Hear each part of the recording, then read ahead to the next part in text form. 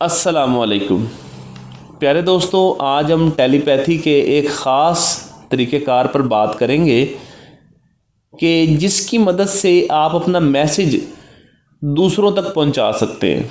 दोस्तों, टेलीपैथी जो है एक ऐसा ख़ास तरीक़ेकार है कि इसकी मदद से, और ये ऐसी एक साइंस है कि इसकी मदद से आप अपना मैसेज, जो मेंटल मैसेज है आपका, ये सेंड भी कर सकते हैं और रिसीव भी कर सकते हैं। इसके बहुत सारे तरीक़ेकार होते हैं। यहाँ पर हम सिर्फ मखसूस एक उस तरीके पर बात करेंगे कि जिसकी मदद से आप अपना मैसेज बच्चों तक पहुँचा सकते हैं और बच्चों के जहनों में वो इंस्टॉल हो जाएगा और बच्चे फिर उसी तरह से अमल करेंगे, उसी तरह से वर्क करेंगे जिस तरह से आप चाहते हैं। क्योंकि वालिदैन को बहुत ज़्यादा परेशान देखा है, वो ज़िद्दी बच्चों की वजह से परेशान है। वालिदैन बच्चों को इंस्ट्रक्शंस देते हैं, बच्चे इनकार कर देते हैं। इसी तरह से बच्चों में और वालिदैन में कम्युनिकेशन गैप आ जाता है। लेकिन इस तरीक़ेकार की बदौलत आप बच्चों से अपनी जो बात मनवाना चाहते हैं वो आप आसानी से मनवा लेंगे।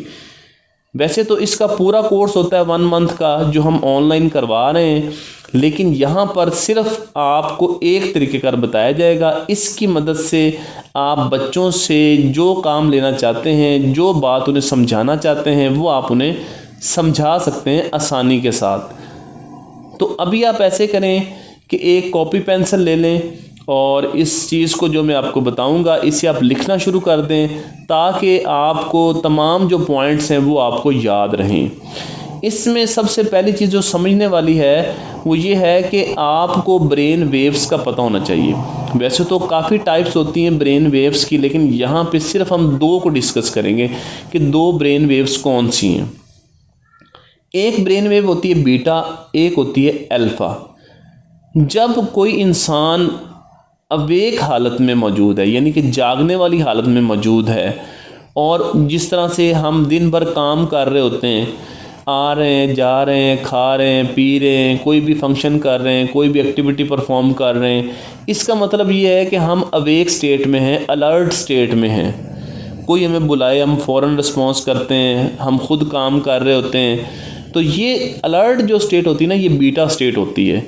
इसकी जो फ्रीक्वेंसी होती है वो तकरीबन आप ये कहें कि 13 हर्ट्ज़ से लेकर 30 हर्ट्ज़ तक होती है, यानी 13 से 30 हर्ट्ज़ तक इसकी फ्रीक्वेंसी होती है। यानी दिमाग से इस तरह की लहरें निकल रही होती हैं।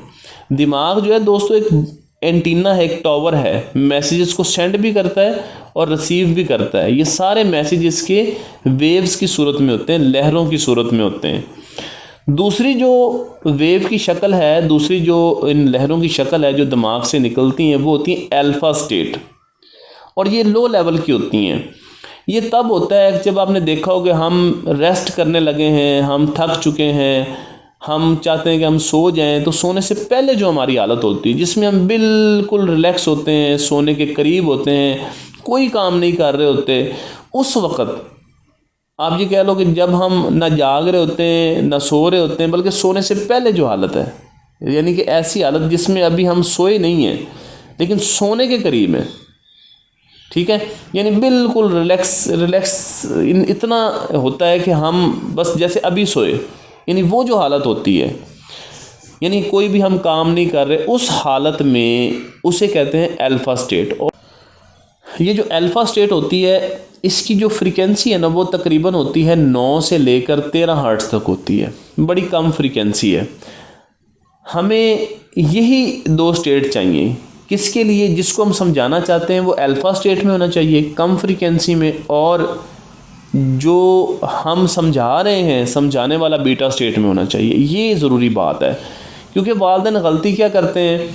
वालिदैन गलती ये करते हैं कि जब वालिदैन भी अलर्ट स्टेट में और बच्चा भी अलर्ट स्टेट में, उस वक्त हम मैसेज दे रहे होते हैं। तो आप खुद देखें कि आप जिस फ्रीक्वेंसी पे खड़े हैं, बच्चा भी उस फ्रीक्वेंसी पे खड़ा है, तो वो जो आपका मैसेज है, जो आपकी हिदायत है, जो आपकी इंस्ट्रक्शन है, वो तो रिपेल हो जाएगी, रिवर्स हो जाएगी, आपकी तरफ ही वापस आ जाएगी। बच्चा तो नहीं मानेगा बात, क्योंकि बहुत कम बच्चे होते हैं जो पैसिव हों, वरना जितने हम एक्टिव हैं, बच्चे हमसे ज़्यादा एक्टिव हैं आजकल।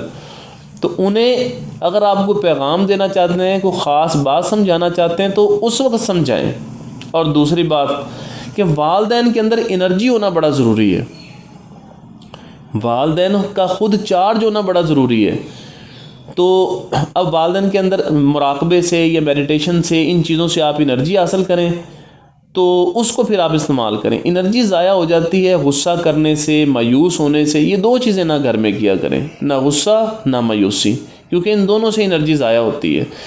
तो आपने जिस बच्चे को समझाना है, याद रखें पूरा दिन उस बच्चे के साथ अच्छे मामलात के साथ रहें, अच्छे माहौल के साथ रहें, उसके साथ खाएं पिएं, उसको लेकर जाएं, उसको जो है मतलब उसके जो वो कहता है, मतलब जो आपके उनके साथ ताल्लुकात हैं बच्चे के साथ, वो पूरे करने की कोशिश करें और बच्चे को मारे ना, बच्चे पर गुस्सा ना हो। तो ये आपने सारा दिन इस तरह रहना है जैसे बच्चा आपके साथ बड़ा अटैच हो गया है। बस ये आपने थोड़ा सा चाहे बनावटी इसको कर लें, लेकिन करें ज़रूर। बच्चे के साथ खेलना है तो खेलें, जो भी काम करना है। जब आप ये चीज़ कर लेंगे, उसके बाद जब बच्चा आपका सोने के करीब हो, ये बात समझ आ रही है ना। अब पूरे दिन आपकी एनर्जी आप में मौजूद है और बच्चा सोने के करीब आ गया, बच्चे के पास सोएं या बच्चे के पास बैठें। उस वक़्त आपने करना क्या, अगर उसके बालों में हाथ फेर सकते हैं तो हाथ फेरते रहें और नोट करें कि बच्चा अल्फ़ा स्टेट में कब जा रहा है। वो आपको अंदाज़ा हो जाएगा उसकी आवाज़ से, उसकी बॉडी लैंग्वेज से, उसके जेस्चर से, उसकी आंखों से। ये आपको अंदाज़ा हो जाएगा कि बच्चा अब सोने के करीब है। तो जैसे ही बच्चा सोने के करीब हो, उसी वक़्त आपने क्या करना है, किसी कहानी की सूरत में अपना मैसेज दे देना है, या दोनों भी कर सकते हैं। आप मिसाल की सूरत में भी मैसेज दे सकते हैं। ठीक है, बात समझ रहे हैं। इसको नोट कर लें कि जब बच्चा सोने के करीब हो, उस वक़्त मिसाल या कहानी या दोनों की सूरत में अपना मैसेज आपने बच्चों को देना है। तो फिर क्या होगा, वो बच्चे का शऊर से, क्योंकि जब बच्चा सो रहा होता है ना, तो सोने की तरफ जब बच्चा जा रहा है तो शऊर से लाशऊर का सफ़र तय कर रहा है। तो आप जो मैसेज दे रहे हैं कहानी की सूरत में या मिसाल की सूरत में, तो वो भी बच्चे में उसके अनकॉन्शियस में जा रहा है। तो जब उसके अनकॉन्शियस में चला जाएगा, उसकी वही ट्रेनिंग होगी। और ये एक नहीं, ये सैकड़ों दफ़ा का आजमाया हुआ तरीक़ेकार है। आप याद करेंगे, आपको बाकी चीज़ें भूल जाती होंगी, लेकिन जो आप रात को सोने से पहले दादी दादा से, नानी नाना से या अपने वालिदैन से कहानियाँ सुना करते थे, तो वो आपको याद रहती हैं। ठीक है, या उस दौरान कोई भी चीज़ हो वो आपको याद रहेगी। ये बड़ी एक अहम बात है, क्योंकि वो इंसान के जहन में सब्त हो जाती है और अक्सर ख्वाब भी उसी तरह के आते हैं। और आपने ये भी देखा होगा कि आमल हजरात जो है, वो ये जो आमलीन होते हैं, जो अमल वगैरह करते हैं, वो रात को ही क्यों करते हैं, रात को वो करते हैं। वो इसलिए करते हैं क्योंकि वो ख़ुद बीटा स्टेट में होते हैं और जिस पर अमल कर रहे हैं वो अल्फ़ा स्टेट में, तो वो फिर उसके ऊपर अमल जो है वो ज़्यादा काम करता है। इसीलिए वो तावीज़ात या जो इनका जादू का या कोई भी चक्कर होता है वो इस तरीके से करते हैं। इनको फिर तोड़ने की भी एक साइंस होती है। खैर, ये बात दूसरी तरफ चली जाएगी। मेरा मकसद सिर्फ यहाँ पर ये बताना है आपको कि आपने जब किसी बच्चे से बात मनवानी है तो उसको अल्फ़ा स्टेट में लेकर आएँ। वो कभी भी आ सकता है, वो दोपहर को भी आ सकता है, वो रात को भी आ सकता है। तो आप उसे उस स्टेट में ला के कहानी या मिसाल की सूरत में दें। ठीक है, और उसमें ज़्यादा मिसाल आप अपने जो करीबी रिश्तेदार हैं उनकी भी दे सकते हैं, करीबी जो बच्चे हैं उनकी भी दे सकते हैं। ठीक है, क्योंकि बच्चों की जो मिसाल है उसको ज़्यादा वो फॉलो करते हैं। बच्चे जानवरों की जो कहानियां हैं, ठीक है, परिंदों की कहानियां, उनको ज़्यादा लाइक करते हैं। तो आपने उसी हवाले से देनी है ये। ठीक है, सबक आमोज़ कहानी पहले बना लें आप, या कहीं से देख लें या सुन लें या ख़ुद उसको बना लें अपने माइंड से, वही बच्चे के सामने प्रोजेक्ट करनी है। इसमें अगर आपको कोई बात ना समझ आए तो आप पूछ सकते हैं। अगर इसका पूरा कोर्स करना हो तो वो हमारे इस नंबर पर व्हाट्सएप पर रब्ता करें, आपको करवा दिया जाएगा। बाकी हमारे मुराकबे के और दीगर कोर्सेज़ भी हैं, उनकी मालूमात भी आपको दे दी जाएगी। बहुत शुक्रिया।